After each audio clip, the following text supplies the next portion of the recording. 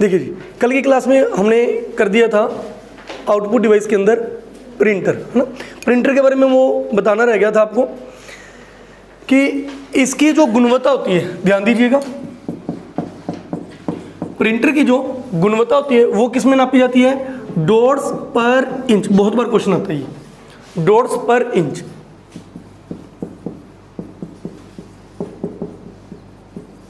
ठीक है, जितने ज्यादा डॉट्स होंगे, मतलब हर इंच के अंदर जितने ज्यादा डॉट्स आएंगे उसकी गुणवत्ता उतनी ही क्या होती है? ज्यादा होती है।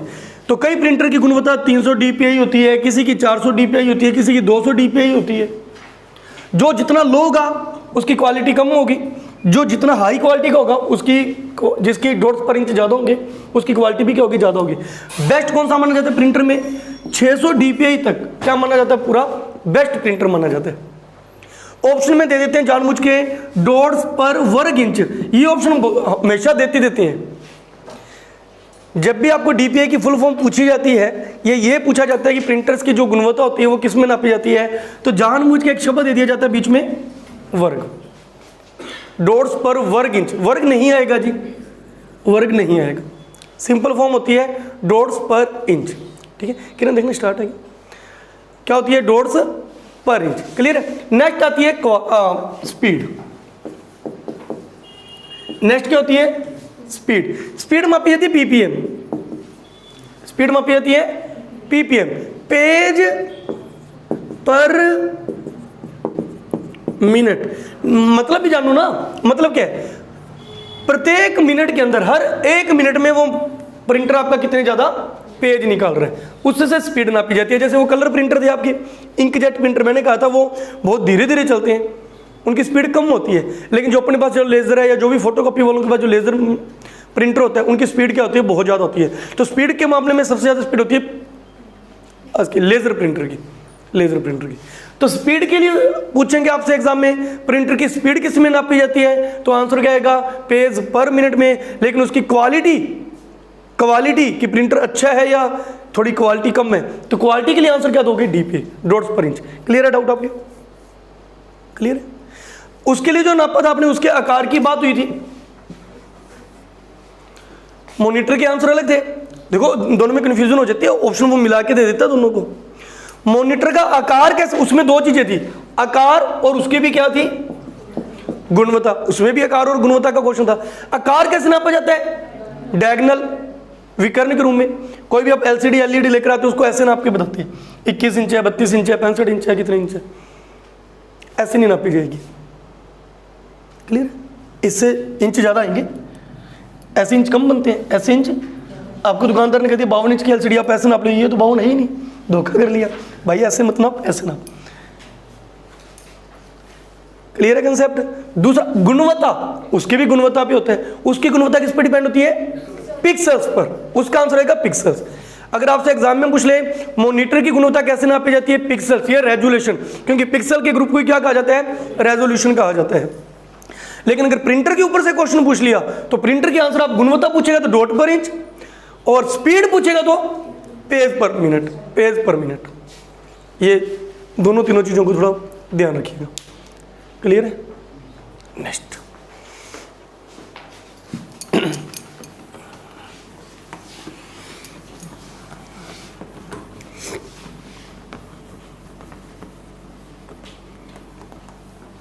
चलिए, तो हमने स्टार्टिंग की क्लास में बात की थी parts of computer. Parts of computer में हमने बात की थी, एक तो हम क्या पढ़ेंगे? इनपुट डिवाइस के बारे में। नेक्स्ट हम किसके बारे में पढ़ेंगे? CPU हो जाएगा, और इसके अंदर क्या हो जाएगी?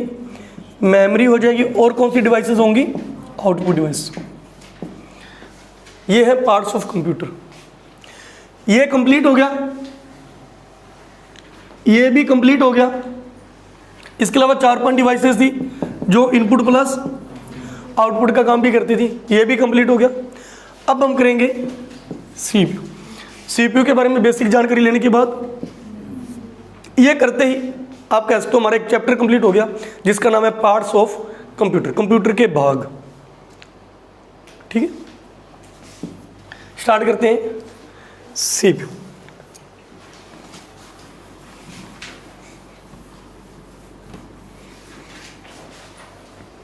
देखिए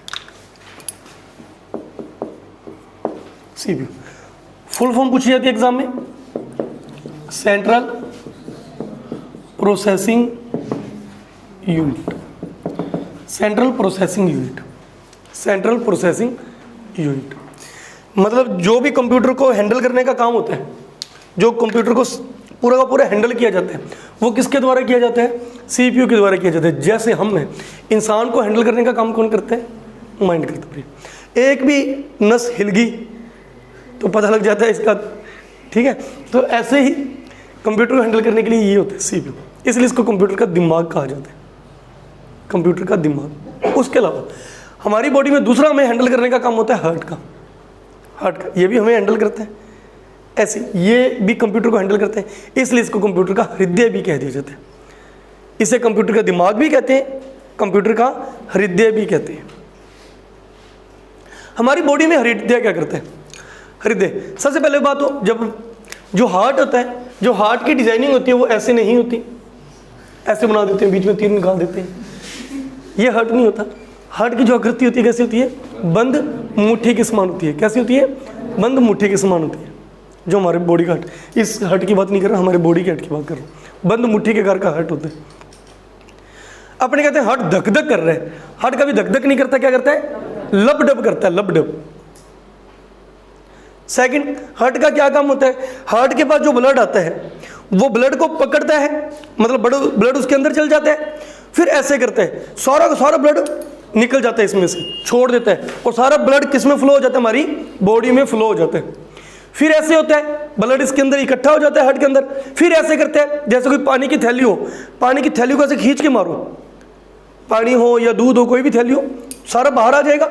ऐसे हार्ट जब ऐसे करेगा ना तो ब्लड फैलेगा, जब ऐसे करके रिलैक्स होगा तो ब्लड इसके अंदर आएगा। इसे कहते हैं सिस्टोल डायस्टोल, सिस्टोल डायस्टोल। और ये दोनों मिलके, सिस्टोल प्लस डायस्टोल मिलके बनती है हार्ट की बीट, हार्ट बीट, ठीक है, जिसे कहते हैं हृदय का धड़कना, ठीक है। इन दोनों को एक बोलते हैं। ये एक बार हार्ट ने बीट किया। बच्चों में हार्ट बीट बहुत ज़्यादा होती है, जैसे जैसे बड़ा होता है उसकी हार्ट बीट नॉर्मल होने लग जाती है। अब जो हमारी अडल्ट एज में जो एवरेज हार्ट बीट होती है वो कितनी होती है? 70 से 72, और एवरेज मान जाती है 72, 72 बार। यानी 1 मिनट में हार्ट कितनी बार धड़कते हैं? 72 बार ऐसे कर जाते हैं, 72 बार, 72 बार। और एक बार में जो हार्ट है, एक बार में हार्ट 70 ml ब्लड को क्या कर देता है? बॉडी में फैला देता है, ठीक है। और 1 मिनट में कितना करते हैं? 72 इंटू 70 तो कितना हो गया? 5040 ml। लीटर कितना बन गया? 5 लीटर। इतना ही हमारे बॉडी में ब्लड होता है, लगभग 5 से 6 लीटर ब्लड। यानी इसका मतलब ये हुआ 1 मिनट के अंदर अंदर, 1 मिनट में हमारी बॉडी में जितना भी ब्लड है वो सारा हार्ट में से गुजर के सारा पंप हो जाता है। 1 मिनट के पूरा ब्लड फ्लो करता है, सारा का सारा ब्लड हार्ट के पास आता है और उसको फ्लो कर दिया जाता है। चलो जी, अब इसको भी क्या कहा जाता है? उसका हृदय कहा जाता है। अब इसके अंदर देखिए, अब इसके अंदर क्या होता है सीपीयू के अंदर? अब सीपीयू के अंदर सबसे पहली बात ये, एक तो मॉनिटर होता है, नीचे एक बॉक्स पड़ा होता है अपने कंप्यूटर में, साइड में रख लेते हैं, कोई नीचे रख लेते हैं, उससे सीपीयू नहीं कहा जाता। वैसे उससे क्या बोला जाता है? उस बॉक्स को वो तो एक सिंपल कैबिनेट भी कह देते हैं। क्या कह देते हैं? कैबिनेट। जो बॉक्स होता है हम कह देते हैं सीपीयू, लेकिन वैसे वास्तव में क्या वो एक बॉक्स है, कैबिनेट भी कह देते हैं। उसके अंदर लगा होता है एक मदरबोर्ड। उसके अंदर क्या लगा होगा? मदरबोर्ड। मदरबोर्ड इसके अंदर बहुत सी वायर होती हैं, बारीक बारीक वायर होती हैं, सिलिकॉन की चिप्पी होती हैं, ठीक है, बहुत कुछ होता है इसके अंदर। इस पूरे का कंप्लीट को मदरबोर्ड कहते हैं। इसी के अंदर रैम लगती है, इसी के अंदर ही रोम लगती है, ठीक है, इसी के अंदर ही लगता है प्रोसेसर। एक चिप होती है जिसे हम बोलते हैं प्रोसेसर। प्रोसेसर जो पूरे के पूरे कंप्यूटर को चला रहे हैं, ये प्रोसेसर कंप्यूटर को चला रहे हैं। और इस प्रोसेसर को ही क्या बोला जाता है? सीपीयू बोला जाता है। इस प्रोसेसर को सीपीयू बोला जाता है, जो मदरबोर्ड के अंदर लगा होता है, एक चिप टाइप का लगा होता है एक, ठीक है। जैसे हम कहते हैं उस पर ज़्यादातर जो कंपनी आती है वो कौन सी कंपनी होती है इसकी? इंटेल। वैसे तो बहुत सी कंपनियां बनाती हैं, जो फेमस कंपनी है वर्तमान में वो कौन सी है? इंटेल। इंटेल के प्रोसेसर या सीपीयू बहुत ज़्यादा चलते हैं। क्लियर है बात? ओके, तो ये होता है सीपीयू। अब इसके अंदर पार्ट्स की बात की जाए, सीपीयू के पार्ट्स, सीपीयू के पार्ट्स, सीपीयू के अंदर जो मुख्य पार्ट होते हैं वो कौन कौन से होते हैं? सीयू, एएलयू और मेमोरी। सीयू, एएलयू और memory. Full form control unit, arithmetical logical unit, arithmetical logical unit. Control unit नाम से स्पष्ट है, पूरे कंप्यूटर को जो कंट्रोल करेगा वो कौन करेगा? कंट्रोल यूनिट करेगी। पूरे कंप्यूटर को कंट्रोल करने का काम जो है वो कंट्रोल यूनिट करता है। अर्थमेटिक मैथ को कहते हैं, लॉजिकल तर्क क्षमता को कहते हैं। तो मैथमेटिकल और तर्क क्षमता के जो भी काम होते हैं वो सारे कौन करते हैं? एएलयू करते हैं। इसके अलावा जो भी काम कर रहे होते हैं सीयू भी कर देते हैं, लेकिन अगर वो कैलकुलेशन का काम है, तर्क क्षमता का काम है, तो वो कौन करेगा? एएलयू करेगा। और सीयू उस डेटा को किसके पास भेज देता है? फिर एएलयू के पास ट्रांसफर कर देते हैं, ये तेरे लायक काम है तू कर। ठीक है, ये कंट्रोल करने का काम करते हैं, इसलिए से कंप्यूटर का क्या कहते हैं? दिमाग या हृदय? बताइए, दिमाग, इसे कहते हैं कंप्यूटर का हृदय। सीपीयू को दोनों को मिला के क्या कह देते हैं? ये दिमाग भी है और हृदय भी, दिमाग भी और हृदय भी। समझ आई बात? देखिए रीडिंग करिए। हाँ उल्टा हो गया, इससे बोलते हैं हृदय, मैथ के काम जो करते हैं उससे क्या बोलते हैं? दिमाग। इसलिए सीपीयू को क्या कहते हैं? कंप्यूटर का दिमाग भी कह देते हैं और हृदय भी कह देते हैं। क्लियर है कंसेप्ट? सीयू हो गया, एएलयू हो गया। अब बात करते हैं मेमोरी। कंट्रोल करने का काम कंट्रोल यूनिट, मैथ और रीजनिंग के काम, तर्क क्षमता का काम करने का एएलयू। नेक्स्ट बात करते हैं मेमोरी। मेमोरी का क्या काम होता है? भंडारण क्षमता, कंप्यूटर को जो भी स्टोर करने का काम होता है, कंप्यूटर में जो भी काम हो रहा है उसको स्टोर करने का काम कौन करती है? मेमोरी करती है। अब मेमोरी के अंदर सीखने के लिए बहुत कुछ है, प्राइमरी मेमोरी आएगी, सेकेंडरी मेमोरी आएगी, रैम रोम, उस सभी की बातें अपने करेंगे। लेकिन एक चीज़ याद रखिएगा, एक मेमोरी होती है रजिस्टर मेमोरी। एक मेमोरी कौन सी होती है? Register memory. ये कंप्यूटर की एक पर्सनल मेमोरी होती है, इसकी क्षमता बहुत ज़्यादा कम होती है, कैपेसिटी कम होती है, लेकिन इसकी स्पीड सबसे ज़्यादा होती है, स्पीड बहुत तेज होती है। कंप्यूटर को अपना जो भी काम करता है, ठीक है, उसमें सबसे जो नज़दीक होती है मेमोरी, जिसमें हर प्रकार का डेटा उसके करीब रहता है, वो कौन सी होती है? Register memory. हालांकि रजिस्टर मेमोरी के बहुत प्रकार होते हैं, लेकिन आपके एग्जाम में वो पूछे नहीं आते। इसे आप क्या कहते हो? इसे कहा जाता है कंप्यूटर की मेमोरी। एग्जाम में पूछा जाए कंप्यूटर की मेमोरी किसे कहा जाता है, तो वो किसे कहते हैं? रजिस्टर मेमोरी को कहते हैं। रजिस्टर मेमोरी को कहते हैं। सबसे कम जो क्षमता होती है, मतलब स्टोर करने की क्षमता, वो किसकी होती है? रजिस्टर मेमोरी की। लेकिन स्पीड किसकी सबसे ज़्यादा होती है? रजिस्टर मेमोरी की। उसके अलावा तो आप पढ़ोगे प्राइमरी मेमोरी, सेकेंडरी मेमोरी, उसमें सारा का सारा पढ़ोगे।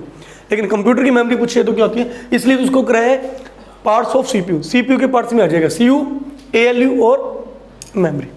इस मेमोरी में कौन सी मेमोरी पढ़ते हो आप? Register memory. क्लियर है जी? तो कंप्यूटर को कंट्रोल करने का काम कंट्रोल यूनिट, अर्थमेटिकल लॉजिकल काम करने का काम एएलयू, और कंप्यूटर में जो कंप्यूटर की मेमोरी होती है वो कौन सी होती है? रजिस्टर मेमोरी होती है। नेक्स्ट देखिए,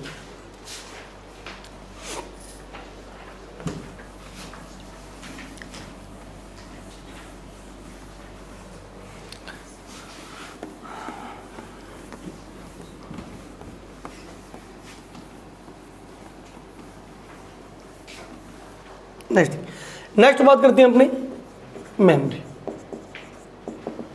मेमोरी, अब देखिए मेमोरी के बारे में।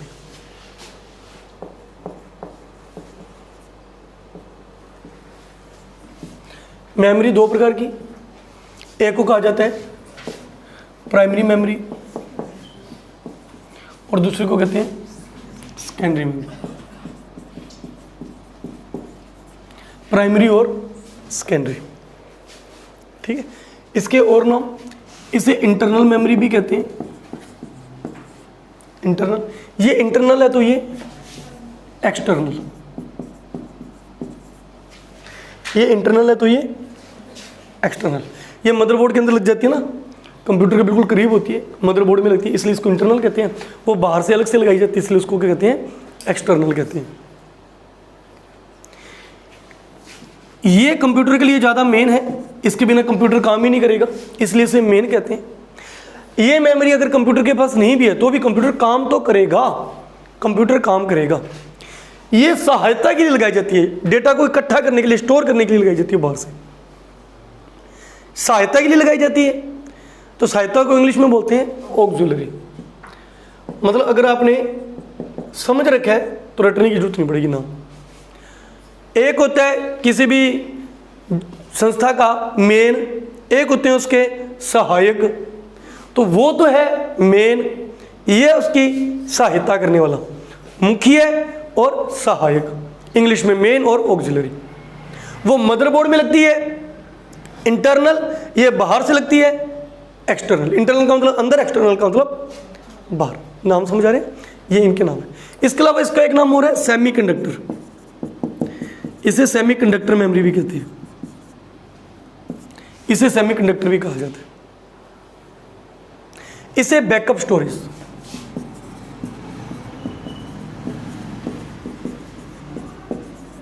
इसे क्या बोला जाता है, बैकअप स्टोरेज, क्योंकि बैकअप लेने का काम करती है। ये इनके 3-3, 4-4 नाम है, याद रखिएगा। प्राइमरी मेमोरी, सेकेंडरी मेमोरी, दोनों में से मेन कौन सी है, प्राइमरी। ये मेन है तो वो क्या होगी, ऑक्सिलरी। ये क्या है, इंटरनल, तो ये क्या है, एक्सटर्नल। इसके अलावा इसका एक नाम हो रहा है सेमीकंडक्टर, उसे कहते हैं बैकअप स्टोरेज। बैकअप लेती है ना, इसके अंदर पेन ड्राइव पढ़ोगे, हार्ड डिस्क पढ़ोगे, इनका क्या काम होता है, CD, DVD, ये बैकअप लेने का तो काम करते हैं, बैकअप लेने का काम करते हैं। ठीक है, अब प्राइमरी मेमोरी के बारे में पढ़ते हैं। नाम हो गए इनके, एक बार एक्स्ट्रा नाम मैं हटा रहा हूँ यहाँ से। प्राइमरी मेमोरी, प्राइमरी मेमोरी में कौन कौन से आ जाएंगे पार्ट्स, रैम, रोम, कैश। कैश, हालांकि स्पेलिंग, इंग्लिश की स्पेलिंग के हिसाब से कैच लिखा जाता है, क्योंकि इंग्लिश में हमें पता है C और H क्या होता है, चाय होता है, लेकिन इसे बोलना क्या है, कैश बोलना। कई बार मैंने क्लास में बताया, जो इंग्लिश होती है, इंग्लिश का कोई मुंह सिर नहीं होता। सबसे गरीब लैंग्वेज जो मानी गई वो कौन सी होती है, इंग्लिश होती है। समझ रही बात, कुछ भी मतलब, जैसे वो एग्जांपल देता हूँ कि अपने हर बार कह देते हैं, कोई इसका लॉजिक ही नहीं है। CUT कट, PUT पट नहीं है, PUT क्या होगा, पुट। रीजन बताओ, कोई रीजन नहीं। अंग्रेज कहते हैं इसको तो बोलना है कट, इसको बोलना है पुट, कोई लॉजिक थोड़ी है इसका, कोई लॉजिक नहीं। समझ रहे, यहाँ पे ये साइलेंट रख दो, कहीं पे K साइलेंट रख दो, कहीं पे P साइलेंट रख दो। अब नाइफ की स्पेलिंग लिखनी है, क्या साइलेंट रख दो, लॉजिक, कोई लॉजिक नहीं। नोट, गांठ बांधना, क्या साइलेंट रख दो, K। नॉलेज, K क्या रख दो, साइलेंट क्यों रख दो, कुछ नहीं। ठीक है, कई जगहों पे C का काम ही करता है, कई जगहों पे C कै का काम भी कर देते हैं। अब यहाँ पे देखो, C किसका काम कर रहे हैं, कट, कै का काम कर रहे हैं। ठीक है, यहाँ पे C का काम ही कर रहे हैं। ग्रामेटिकली तो जो लॉजिक है वो तो चलो अलग बात है, ये ग्रामेटिकली थोड़ी है। ऐसे ही ये अंग्रेज कहते हैं इसको क्या बोलना है, कैश बोलना, तो कैश चलने दो बस। स्पेलिंग में क्या लिखना है, CACH, लिखने में CH चाय होता है, लेकिन बोलना इसको कैश है। चलो जी देखिए,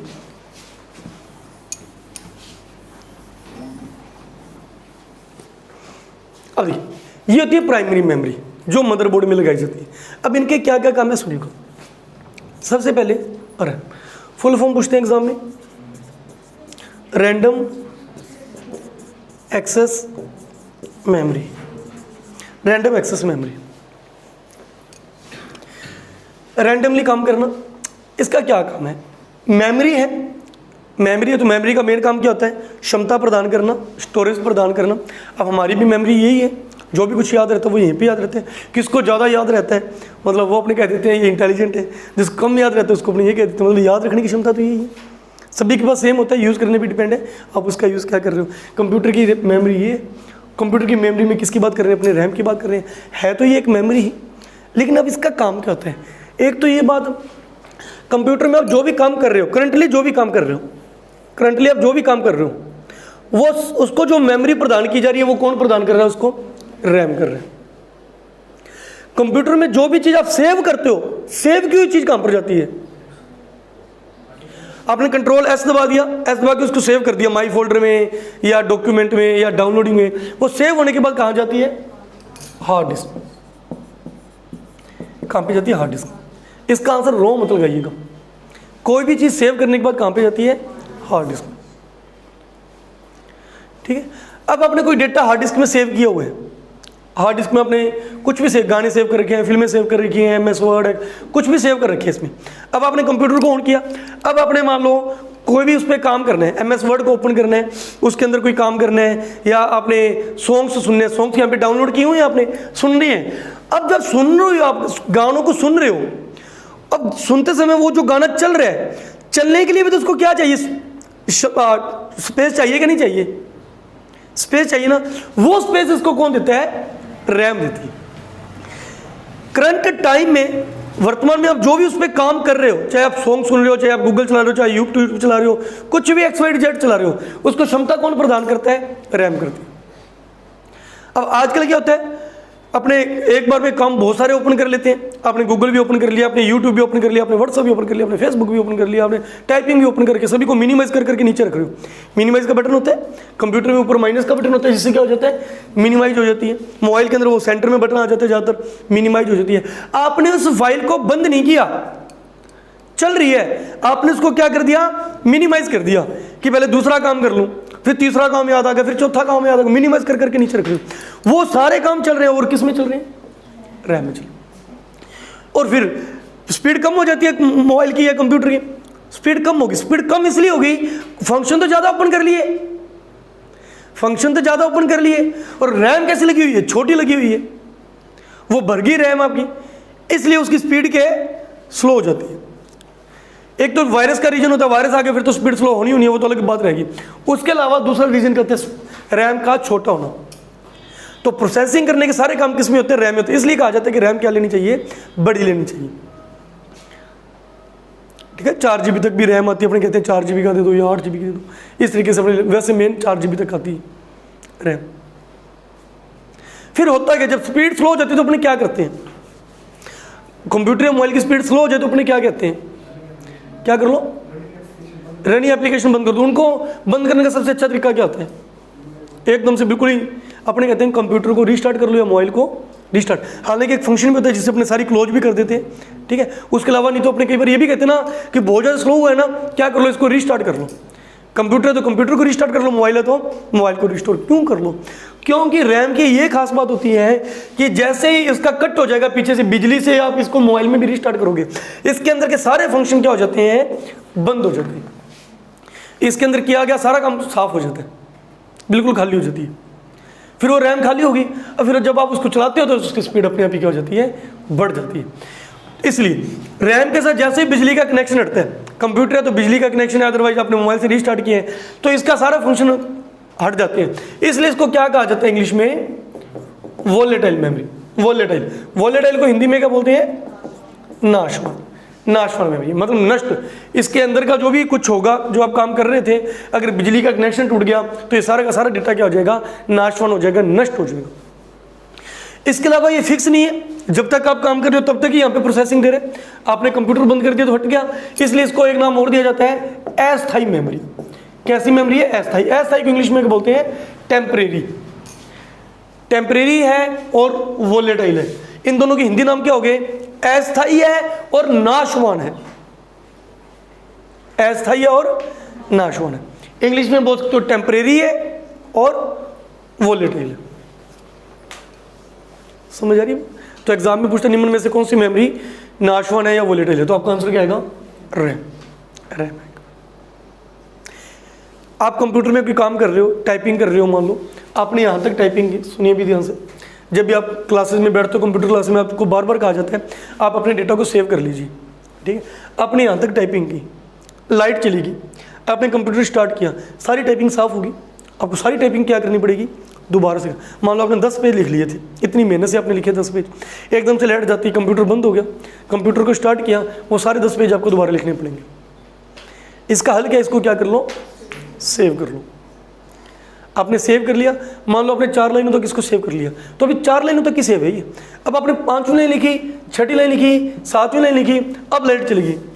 अब जब आप कंप्यूटर ओपन करोगे, जहाँ पे आपने अपनी फाइल सेव की थी उसको ओपन करोगे, सेव फाइल में कितनी लाइनें सेव थी, 4, ये 3 लाइनें तो आपको दोबारा से फिर क्या करनी पड़ेगी, लिखनी ही पड़ेंगी। इसलिए कहा जाता है बार बार कंट्रोल एस करते रहो और इसे बार बार क्या करते रहिए, सेव करते रहिए। जैसे थोड़ा सा काम किया, थोड़े काम बाद इसको सेव करते रहिए। हाँ, अगर आपका यूपीएस लगा होता है या लैपटॉप होता है, पहले बता देता है कि इतनी बैटरी है, तो अपने को रिस्क थोड़ा कम रहता है, लेकिन फिर भी साथ साथ उसको सेव करते रहना चाहिए।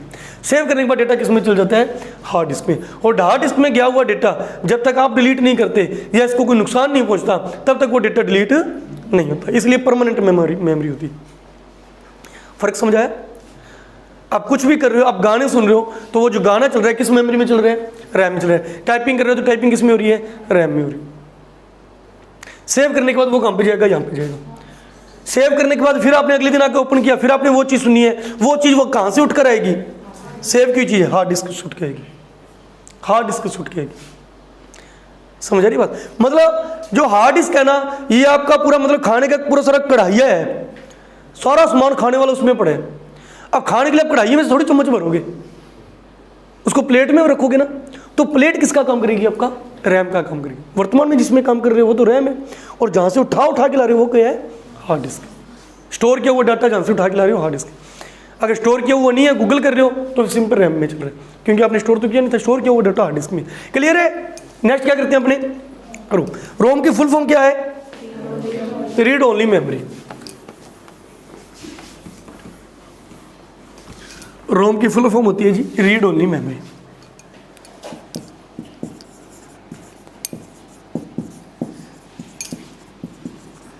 कंप्यूटर की भाषा में रीड का मतलब होता है यूज करना।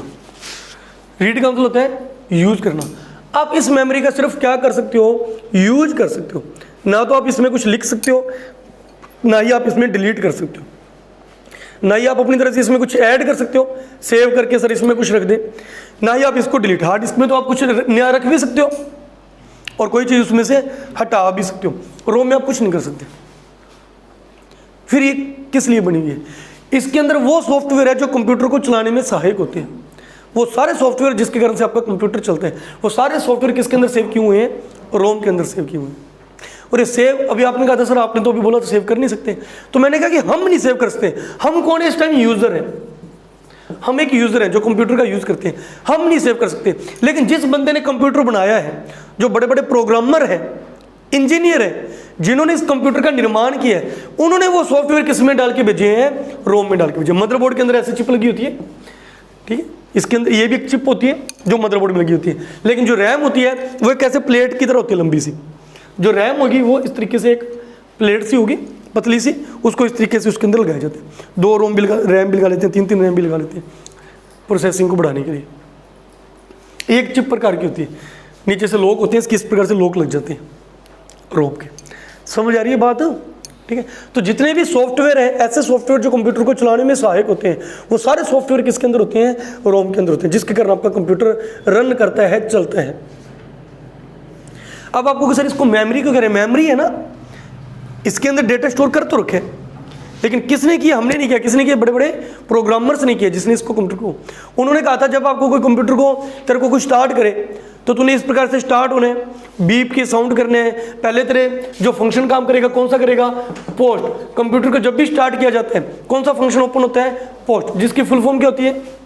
Power on self test. Full form पूछी जाती है, हालांकि जब अपने कंप्यूटर खत्म होने वाला होगा लास्ट में फुल फॉर्म भी याद करेंगे। जब भी कंप्यूटर को स्टार्ट किया जाता है तो सबसे पहले कौन सा पार्ट एक्टिव होता है? पोस्ट, जिसकी फुल फॉर्म है पावर ऑन सेल्फ टेस्ट। और कौन सी प्रक्रिया होती है कंप्यूटर के अंदर? BIOS, basic input output system.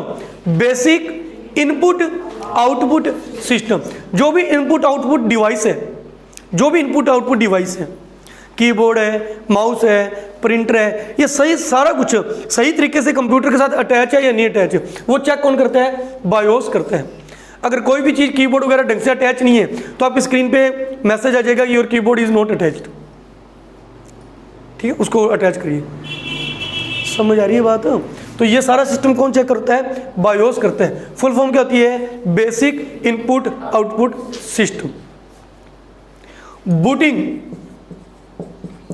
Booting क्या होता है? बूटिंग दो प्रकार की होती है, cold booting, warm booting. Cold booting और वार्म बूटिंग, क्वेश्चन बहुत बनने, सुनते रहिएगा ध्यान से। कोल्ड बूटिंग और वार्म बूटिंग, हिंदी में ठंडी गर्म, लेकिन यहाँ पे ठंडे गर्म से मतलब नहीं होता, इसके नाम रखेंगे कोल्ड बूटिंग और वार्म बूटिंग। कंप्यूटर बूटिंग का क्या एग्जाम में पूछते हैं, बूटिंग क्या काम आती है? बूटिंग क्या होता है? कंप्यूटर को स्टार्ट करना, बस इसका आंसर क्या है? कंप्यूटर को स्टार्ट करना क्या कहलाता है? बूटिंग कहलाता है। कंप्यूटर को स्टार्ट करना बूटिंग कहलाता है। कंप्यूटर दो प्रकार से स्टार्ट होता है, तो मेन स्विच से, दूसरा रीस्टार्ट करके। अब ये मत कहना मेन स्विच के बाद सर वो सीपीयू का बटन दबाते हैं, वो एक ही बात मानी जाती है। ठीक है, रीस्टार्ट करना, कंप्यूटर को मेन स्विच से ऑन किए, कोल्ड बूटिंग। कंप्यूटर को रीस्टार्ट कर रहे हो, वार्म बूटिंग। ये रीस्टार्ट करते हैं, और ये मेन स्विच से स्टार्टिंग से स्टार्ट करना कोल्ड बूटिंग कहलाता है। आ रही है बात समझ आपको? इनके एक एक नाम हो रहे। कोल्ड बूटिंग का दूसरा नाम क्या होता है? Hard booting. इसका दूसरा नाम क्या होता है? Hard booting. वार्म बूटिंग का दूसरा नाम क्या होता है? Soft booting. कोल्ड का नाम होता है हार्ड बूटिंग, वार्म का नाम होता है सॉफ्ट बूटिंग। ये इनके एक एक नाम हो रहे हैं। याद कैसे रहेंगे एग्जाम में? कोल्ड, बर्फ कोल्ड होती है, कठोर होती है, मुलायम होती है? मार के देखो सर, क्या होती है? हार्ड होती है। और जो चीज़ जितनी ज़्यादा गर्म होती है वो उतनी लिक्विड बन जाती है, मतलब उतनी पतली होती रहती है, क्या हो जाती है? सॉफ्ट हो जाती है। किसी चीज़ को जितना ज़्यादा गर्म करोगे उतना ही पतला हो जाता है, सॉफ्ट हो जाती है। और बर्फ क्या होती है? हार्ड होती है। तो कोल्ड बूटिंग का दूसरा नाम हार्ड बूटिंग, वार्म बूटिंग का दूसरा नाम सॉफ्ट बूटिंग। क्या काम करती है बूटिंग? कंप्यूटर को स्टार्ट करने का काम किसका होता है? बूटिंग का होता है। कोई पार्ट, कंप्यूटर के जितने भी पार्ट्स हैं, ठीक है, वो सही ढंग से लगे हुए हैं नहीं लगे, उन्हें क्या, उनको चेक करने का काम किसका होता है? बायोस का होता है। कंप्यूटर का सबसे पहले वो पार्ट जो टेस्ट करता है हर चीज़ को, जो सबसे पहले एक्टिव होता है, वो क्या होता है? पोस्ट होता है, पावर ऑन सेल्फ टेस्ट। अब ये वाला फंक्शन, ये फंक्शन, ये फंक्शन, ये सारे जो सॉफ्टवेयर है, ये सारे सॉफ्टवेयर कहां पर इनबिल्ट किए हुए हैं?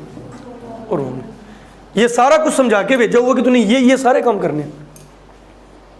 ये सारे काम जो उसको समझा रखा है कि जब भी तेरे को कोई ऐसे करेगा तूने ये काम करना है, ये करना है। कोई माइक्रोसॉफ्ट ओपन करेगा, ठीक है, माइक्रोसॉफ्ट वर्ड ओपन करेगा, तूने वर्ड ही ओपन करके देना, तूने एक्सेल ओपन करके नहीं देना। मतलब उसको जो सारा कुछ आपने आदेश दे के भेजे, वो सारे आदेश कहाँ पर पड़े हैं? और रोम में पड़े हैं। अगर इनके साथ छेड़खानी होने लगी तो आप तो क्या से क्या कर दोगे अपने कंप्यूटर को? आप इनके साथ कुछ नहीं कर सकते। आ रही है बात समझ? आप इसका सिर्फ क्या कर सकते हो? यूज कर सकते हो। सिर्फ क्या कर सकते हो? यूज। इसलिए इसका नाम है रीड ओनली मेमोरी। अब एकदम से लाइट चलेगी, इसके अंदर जितने भी सॉफ्टवेयर हैं डिलीट हो जाएंगे। ऐसे हो जाते तो दूसरे दिन ही उसको सही करवाते हो। ये थोड़ी डिलीट होते हैं। इसके अंदर जो बेसिक समझ है, जो बेसिक इसको चीज़ें समझाई हुई हैं, जो बेसिक सॉफ्टवेयर है, लाइट जाती है जाने में, ये थोड़ी डिलीट होगा। ये तो अपना काम करेगा, ये अपना काम करेगा। इसकी क्षमता बहुत होती है, हालांकि सोचता नहीं है, लेकिन आप कह सकते हो इसकी सोचने की क्षमता, इसको याद रखने की क्षमता रोम में बहुत होती है कि मेरे को यहाँ पे रोका गया था, अब मैंने ये काम यहीं से स्टार्ट करना है। ये भी इसको पता होता है। रोम सिर्फ मोबाइल कंप्यूटर में नहीं, हर जगह पे हर चीज़ में रोम होती है। जैसे देखो आपकी वॉशिंग मशीन है, आजकल ऑटोमेटिक मशीनें बहुत चलने लगी, वॉशिंग मशीनें, ठीक है। लेडीज़ को काम करना थोड़ा सा रहता है कि अपने भी धुल जाए, अपने अभी तो बटन्स वगैरह काफ़ी होते हैं उसके अंदर। अब या जो पहले ऑटोमेटिक भी छोड़ दो, उससे भी पहले जो आ रही है वॉशिंग मशीनें, उसके अंदर भी बटन वाला सिस्टम होता है सारा। टाइमर लगा के छोड़ दिया 10 मिनट का कि 10 मिनट में कपड़ों को धोने, 10 मिनट तक वो राउंड लगाता रहेगा। 5 मिनट बाद लाइट चलेगी, 5 मिनट बाद लाइट चलेगी, कोई दिक्कत नहीं। 2 घंटे 4 घंटे बाद लाइट आती है। लाइट आई, उसको स्टार्ट किया। अब उसने मान लो 5 मिनट में अपने 3-4 गड्ढे खा रखे थे, क्या वो सारे 3-4 गड्ढे वापस खाएगा? उसको पता कि मैंने 4 गड्ढे तक पहले खा लिए थे, अब मैंने 5वें गड्ढे से स्टार्ट करना है, तो वो 5वें गड्ढे से स्टार्ट करेगा। और 5 मिनट पहले हो चुके थे और वो अगला काम 6 मिनट से स्टार्ट होगा। आगे आप मशीन 5 मिनट और चलेगी। उसको आदेश दे रखे हैं ना सारे, तो आदेश किसके हैं? उसके अंदर भी क्या फिट की हुई है? रोम फिट की हुई है। कार चलाते हो, कार के अंदर जो रेस वाला सिस्टम है या और भी सिस्टम है, उनके अंदर कोई डिवाइस सिस्टम सेट किया हुआ है। वो भी डिवाइस कौन क्या कहलाती है? आपकी मेन जो होता है जिसको समझाने की क्षमता दी, उसे भी आप क्या कहते हो? रोम कहते हो।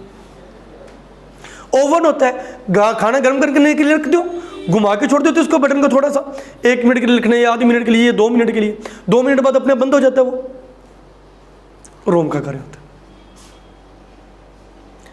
आ रही है बात समझ आपको? ये होता है। तो बेसिक जितने भी फंक्शन होते हैं वो सारी किसके अंदर होती हैं? रोम।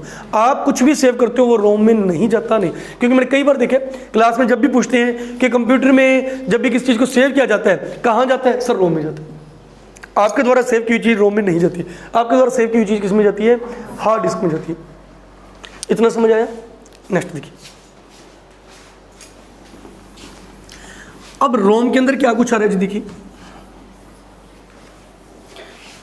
रैम के प्रकार रह गए थे सच। रैम के प्रकार देख लीजिए, रैम 2 प्रकार की आ रही है, D RAM, S RAM. D RAM, S RAM. Dynamic, D का मतलब रहेगा डायनेमिक, आगे वही है random access memory, random access memory. S for static, आगे वही रैंडम एक्सेस मेमोरी। इसको बार बार रिफ्रेश करने की जरूरत पड़ती है, इसको बार बार रिफ्रेश करने की जरूरत नहीं होती। इसकी क्षमता थोड़ी ज़्यादा होती है, ठीक है, इसकी क्षमता भी थोड़ी ज़्यादा होती है, इसकी क्वालिटी भी थोड़ी अच्छी होती है, ये थोड़ी सी महंगी भी होती है, ठीक है, और ये थोड़ी सस्ती होती है। दोनों ही प्रकार की रैम्स हमारे कंप्यूटर में लगाई जाती है, डायनेमिक भी और स्टैटिक भी, ठीक है। डायनेमिक वर्तमान में जो रैम आ रही है, डी रैम आ रही है, ये कौन कौन सी आ रही है? D RAM first, second, third, fourth. DDR, sorry, किस नाम से आती है? DDR। Double data rate, second double data rate, third double data rate, fourth तक आ रही है लेटेस्ट। मतलब क्वालिटी को बेहतरीन करके जैसे जैसे टेक्निक बढ़ रही है, ये इसके और प्रकार के। एग्जाम में ये क्वेश्चन आता है, बस ये क्वेश्चन होता है, निम्न में से किस रैम को बार बार रिफ्रेश करना पड़ता है? निम्न में से किस रैम को बार बार रिफ्रेश नहीं करना पड़ता? एस रैम को। ये महंगी भी होती है, इसकी क्वालिटी भी अच्छी होती है, इसे बार बार रिफ्रेश भी नहीं करना पड़ता। ये सस्ती भी होती है, इसे बार बार रिफ्रेश भी करना पड़ता है। क्लियर है कंसेप्ट? नेक्स्ट, अब बात करते हैं रोम। रोम कौन कौन सी आ रही है? रोम के अंदर आपको पता लग गया कि रोम के अंदर सारे क्या होते हैं? प्रोग्राम होते हैं, सारे प्रोग्राम होते हैं। इसलिए इसका पूरा नाम क्या होता है? Programmable. Programmable read only memory. P का मतलब क्या है? प्रोग्रामेबल।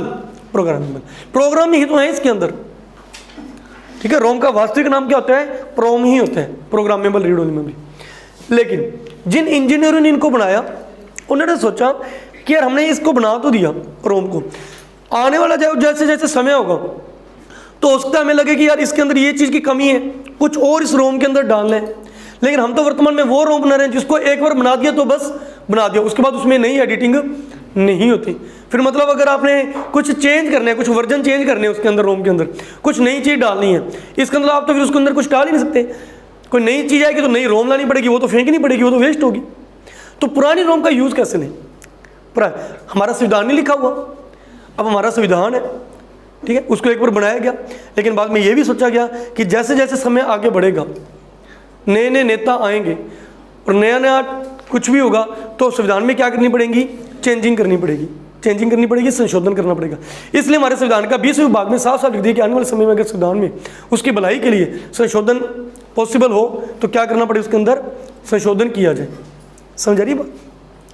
तो ये सोच के इन्होंने क्या किया, एक ऐसी रैम निकाली जिसको क्या किया जा सकता है? डिलीट किया जा सकता है। उसके अंदर का सारा डेटा क्या किया जा सकता है? डिलीट किया जा सकता है, अरेंज किया जा सकता है।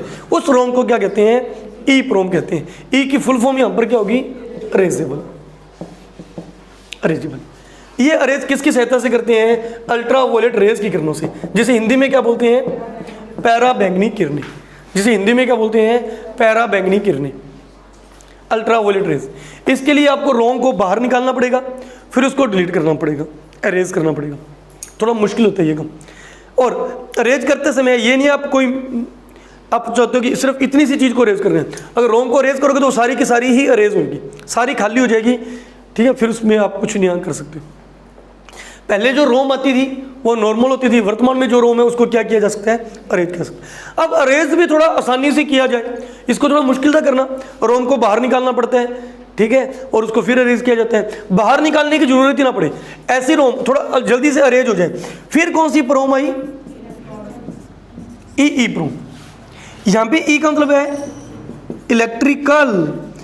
अभी आवाज आई इलेक्ट्रॉनिक की मेरे को, इलेक्ट्रॉनिक नहीं क्या आना आएगा, इलेक्ट्रिकल, बिजली की सहायता से। किसकी सहायता से? बिजली की सहायता से। इलेक्ट्रिकल इलेक्ट्रॉनिक मैंने पहले ही बताया था, कंप्यूटर कैसी डिवाइस है, इलेक्ट्रॉनिक डिवाइस है। ये बिजली की सहायता से, बिजली की सहायता से जिसको अरेज किया जाता है इलेक्ट्रिकल। ठीक है, आगे वही है अरेजेबल, अरेज ही कर रहे हो, प्रोग्रामेबल रीड ओनली मेमोरी। इसमें रोम को सीपीयू से बाहर निकालने की जरूरत नहीं होती, सीपीयू से बाहर निकालने की जरूरत। समझा रही बात? इतना समझाया आपको? तो प्रोम, ई प्रोम, ई प्रोम। करें नेक्स्ट, करें नेक्स्ट क्या है? और ये जो आपको समझाया था अभी मैंने आपको, पोस्ट करवा दिया, बूटिंग बता दिया, बायोस बता दिया, ये सारी चीज़ें किसके अंदर सेव होती हैं? रोम के अंदर सेव होती हैं, सब चीज़ें रोम के अंदर सेव होती हैं। ठीक है, अभी मैंने बताया BIOS, basic input output system. क्या काम होता है इसका? कंप्यूटर के अंदर जो भी डिवाइसेस हैं, इनपुट आउटपुट डिवाइसेस हैं, वो सही तरीके से टच में है या नहीं है। अब ये कंप्यूटर के अंदर जो भी इनपुट आउटपुट डिवाइसेस होती हैं, जो भी इनपुट आउटपुट डिवाइसेस होती हैं, इनको एक सिंपल नाम में क्या पुकारा जाता है?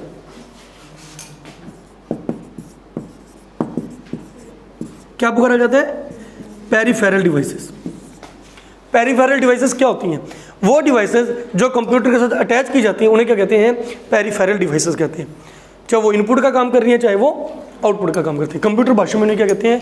पेरिफेरल डिवाइसेस कहते हैं। जैसे कीबोर्ड, माउस, आपका वो प्रिंटर, स्कैनर, म्यूजिक सिस्टम, जो भी आप कंप्यूटर के साथ बाहर से अटैच कर रहे हो, वो सारी सिस्टम क्या होता है? वो सारी डिवाइसेस को क्या कहते हैं? पेरिफेरल डिवाइस कहते हैं। पेरिफेरल डिवाइस ढंग से अटैच है या नहीं है, वो काम करने का किसका होता है? बायोस का। और बायोस का जो सॉफ्टवेयर है वो किसके अंदर होता है?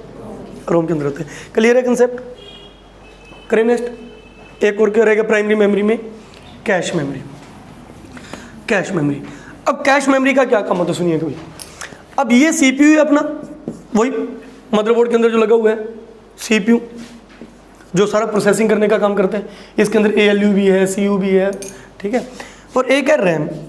प्राइमरी मेमोरी के अंदर मेन मेमोरी रैम। आपको सर रोम क्यों नहीं लिया? मेन तो रैम, क्योंकि हम वर्तमान में जो काम कर रहे हैं वो किस में कर रहे होते हैं? रैम। रैम में काम कर रहे हैं। अब रैम में जो भी काम कर रहे हैं वो अपना डेटा किसको दे रही है? प्रोसेसिंग करने के लिए। प्रोसेसिंग तो सीपीयू करके देगा। आपने कोई सॉन्ग सुनना है, ये तो एक स्पेस दे रहा है आपको सॉन्ग सुनने के लिए। सॉन्ग को सुनने के लिए इसने तो स्पेस दिया। सॉन्ग चलाना तो किसने है? सीपीयू नहीं चलाना है। मेन बंदा तो यही है काम करने वाला। ये तो जगह दे रहा है। ये कहता है मैं तो प्रोसेसिंग करके दूंगा, मैंने तो प्रोसेसिंग करनी है। जगह कौन देगा? रैम कहता मैं क्या दूंगा? जगह दूंगा। अरे बात समझ? आप टाइपिंग कर रहे हो, गाने सुन रहे हो, व्हाट्सएप चला रहे हो, गूगल या कुछ भी कर रहे हो, स्पेस ये देते हैं, प्रोसेसिंग ये करते हैं। तो ये दोनों मिलजुल के काम करते हैं। इसने अपना डेटा इसको दिया, इसने प्रोसेसिंग करके इसको दिया, इसने इसको दिया, इसने इसको दिया, या आउटपुट अपने कहते हैं आउटपुट आ गया उसको मॉनिटर पे। ये मिलके काम करते हैं दोनों जने। अब क्या होता है, ये जो डेटा इसको देता है ना, इसकी स्पीड ही बहुत है प्रोसेस करने की। इसने इसको डेटा दिया, इसकी स्पीड बहुत है प्रोसेस करने की। ये तो दे रहे हैं इसको धीरे धीरे डेटा, ये स्पीड करते फटाफट इसको क्या कर देते हैं? कैलकुलेशन कर देते हैं। अब ये कहते हैं भाई तो थोड़ा जल्दी दे ना, जल्दी क्यों नहीं दे रहा? इसलिए इनके बीच में क्या मेमोरी लगा दी जाती है? Cache memory. इन दोनों के बीच लगा दी जाती है, इनको, इनकी स्पीड को बैलेंस करने के लिए। इसने जो डेटा दिया इसने आगे दे दिया, इसने जो डेटा दिया इसने आगे। जैसे अपने लेबर का काम करते हैं, यहां से लेकर वहां तक ईंट पकड़ानी है, दो बंदे लगे हुए, अपने एक तीसरे को बीच में खड़ा कर देते, तो ऐसे पकड़ और इस प्रकार से देता रहा। ये काम कौन करते हैं? कैश। और कैश का दूसरा काम क्या होता है? जो चीज आप बार बार सर्च करते हो, जो चीज आप बार बार लगे रहते हो सर्च करने, मतलब पूरे दिन में आप जो चीज ज्यादा सर्च करते हो उसको ही अपने पास सेव करके रख लेते हैं। उसको पता होता है कि ये बंदा ये सारा दिन ये चीज बहुत देखते हैं। इस कारण जब आप उसमें थोड़ा सा नाम भी लिखते हो, मान लो जैसे अपना सेंटर है, मान लो आप अपने सेंटर को बार बार ओपन करते हो, जिंदल क्लासेस गस्सीपुर, आपने जैसे JI लिखा उसको पता ठीक है इसने यही ओपन करना होगा, वो नीचे लिखा आ जाता ना अपने आप ही। पहली बार नहीं आया था जब आपने, अगर उसको लाइफ में पहली बार आपने वो सेंटर सर्च किया है, पहली बार पूरा नाम नहीं आया था, लेकिन जब तीसरी चौथी बार आप सर्च करते हो तो नीचे अपने आप आ जाता है, अपने आप आ जाता है। वो आपको रिकमेंड कर देते हैं कि आपने ये ओपन करना है, कि आप उसको क्लिक करते हो तो किस में है? वो कैश मेमोरी में होता है। बार बार जो चीज़ ओपन की जाती है वो किस में सेव हो जाती है? कैश मेमोरी से हो जाती है। और आप दिन में पता कितनी ही चीज़ें बार बार सर्च करते हो, बार बार करते हो, कितनी ही चीज़ें बार बार सर्च करते हो। ये भी कन्फ्यूज हो, किसको रखूँ किसको हटाऊँ, ये भर जाती है। मेमोरी बहुत घेर लेती है। जब आपके फ़ोन की मेमोरी बहुत ज़्यादा हो जाए, जब आपको मोबाइल के अंदर जब मेमोरी फुल वगैरह कुछ भी है, आप सेटिंग में जाके किसको डिलीट करो, कैश मेमोरी को। कोई बात नहीं, कर दो डिलीट, इसका क्या काम है, इसको डिलीट कर दो, कैश मेमोरी डिलीट हो जाएगी, मेमोरी का स्पेस बढ़ जाएगा। मेमोरी का क्या बढ़ जाता है, स्पेस भी बढ़ जाता है, कैश मेमोरी। आई बात समझ, ठीक है। अब और समझिए थोड़ा सा, इसने डेटा इसको दिया, इसने डेटा इसको दिया, इसने कैलकुलेशन कर दी। अब इसको कैलकुलेशन करने के लिए स्पेस नहीं चाहिए क्या? रैम ने इसको भेजा, अभी मेरे को जो यूजर है ना, यहाँ पे जो यूजर बैठा है, यहाँ पे जो यूजर बैठा है, उसने मेरे को 5 गुना 4 भेजा है। ये काम किस में कर रहे हो, रैम में। रैम प्रोसेसिंग खुद कर देगा, रैम में इतनी ताकत है कि वो खुद इसका आंसर दे देगा। 5 चौका 20 होते हैं, रैम को पता है 5 गुना 4 20 होते हैं, इसको नहीं पता। ये भाई साहब किससे पूछेंगे, सीपीयू से पूछेंगे। अब सीपीयू ने 5 और 4 की गुणा करनी है, गुणा करने के लिए सीपीयू को स्पेस नहीं चाहिए क्या? सीपीयू को खुद का स्पेस नहीं चाहिए क्या? खुद का अपना एक स्पेस चाहिए सीपीयू को। 5 × 4 = 20 चाहिए। इसको स्पेस कौन देते हैं? एएलयू। स्पेस एएलयू जो कैलकुलेशन कर रहे हैं, स्पेस। 5 मिनट पहले वाली चीज भूल जाती हो आप। इसकी खुद की मेमोरी कौन सी होती है? Register memory. अभी तो कराया था। सीपीयू की मेमोरी रजिस्टर मेमोरी, ठीक है। हालांकि रजिस्टर मेमोरी के और भी काम होते हैं, मेन काम बताया बस। ओके, ठीक है। तो ये हुआ आपका रैम, रोम और, ठीक है। इसके लिए 2 नाम और होते हैं। इसे ये डिलीट नहीं होती, इसे एनाशवन कहते हैं। एनाशवन के लिए क्या देते हैं? Non volatile. डेटा पड़ा रहता है इसमें, लेट जाने पे डेटा अटता तो नहीं है, इसलिए इसको कहते हैं परमानेंट मेमोरी। रोम को क्या कहते हैं? परमानेंट मेमोरी, परमानेंट मेमोरी या स्थायी मेमोरी। तो ये वोलेटाइल है, ये नॉन वोलेटाइल है। ये वोलेटाइल है, ये नॉन। एग्जाम में कई बार भूल जाते हैं, सर वोलेटाइल कौन सा है, नॉन वोलेटाइल कौन सा है। थोड़ा वैसे समझाओ तो बोलते तो नहीं है, लेकिन हमने समझा नहीं। अगर आपने रेक्टिफिकेशन सा काम किया, एग्जाम में याद रह जाए एक बेसिक क्वेश्चन कि इनमें से वोलेटाइल कौन सा है, ठीक है, नाशवान कौन से है। देखो 2 तरीके याद करेंगे। तरीका नंबर 1, राम एक, रैम को राम भी बोलते हो, राम की स्पेलिंग भी यही होती है। कहा ना इंग्लिश में सब चलते हैं, कंप्यूटर में लिखा है तो क्या चल रहा है, रैम। अब मैं नहीं बताता कि मैं कंप्यूटर कर रहा हूँ, मैं नहीं बता रहा कि आपको कंप्यूटर की क्लास ले रहा हूँ, मैं सीधा आके ये लिख देता। मैं पूछता बच्चों ये क्या लिखा, आप क्या कहते हैं? राम। रैम बोलते क्या आप इसको, क्या बोलते हैं? राम। राम एक इंसान है, और इंसान क्या होता है? नाशवान, एक दिन मरना ही होता है, तो ये नाशवान है। रोम इटली का शहर रोम, ठीक है। हालांकि तो शहर में तो नाशवान ही होते, लेकिन एक बार अपने कहेंगे कि वो क्या है? एनाशवान है। वो एनाशवान है और इंसान नाशवान। दूसरा और तरीका है, देखो याद करने का, ये रैम है, ये रोम है। इन दोनों में वोलेटाइल कौन है? वोलेटाइल का मतलब नाशवान कौन है? आर तो नहीं बता रहा, एम भी नहीं बता रहा। ए और ओ में से वी किसका बन जाएगा? वोलेटाइल। इसको उल्टा कर दो, क्या बन गया? वी बन गया। तो इसका क्या बन जाएगा? वी बन जाएगा। ओ का वी नहीं बनेगा।